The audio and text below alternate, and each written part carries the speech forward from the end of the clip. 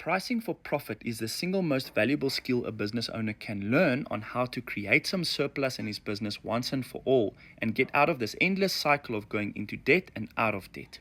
Now, it's only 6 steps, so don't worry about the figures and everything just yet. And the 6 steps are worked as an exercise, up and down on the spreadsheet. So you don't just do it once and then say, I'm bankrupt or not. You go up and down until you can make your pricing work. Now, let's get into it. Step 1, get the total cost of your goods or services sold. In this example, we've got some material and labor, which would create a total cost for 1 unit sold of 25,000.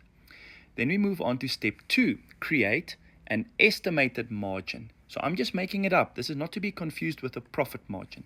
In this case, I'm saying 50% on top of my cost of goods, which will equal 37,000 Rand 500 selling price. Now, if we move on to this, we will get to the next step. Find the maximum gross sales income capacity per month if you were to sell out at 100%. Now, that's a mouthful, I know, but essentially what I'm doing is I'm saying if I sell at maximum capacity without having to employ more people, I can sell 30 of these in 1 month, meaning my total gross sales income will be 1.125 million. All right? So, usually people get this wrong. They end up, even if they sell out 100%, to still be broke. So, that's what we're trying to avoid here. Then we move on to step 4.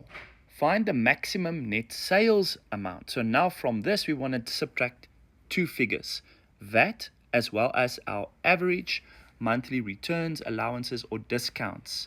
Some people call it a churn as well. In this case, I used a 10% estimate for that. So I subtract that from my gross sales amount. That gives me my net sales amount.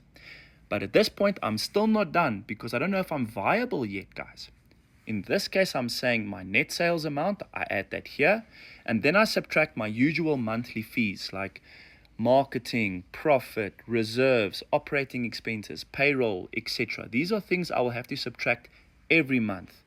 If I subtract that and I am still in the green or in the surplus, I know I've got a viable pricing model on my hands. Now I can take that to market and test it. Now, there's 2 things you want to worry about when you test a price. Can you sell this thing or not? So if you can sell it, sell about 5 of them and then you can increase your margin. Increase until you can't sell it anymore.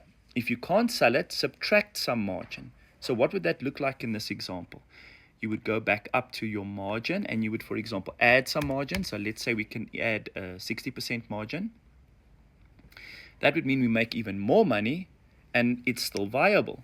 But what happens if we can't sell it at this 40,000 Rand price point or dollar price point?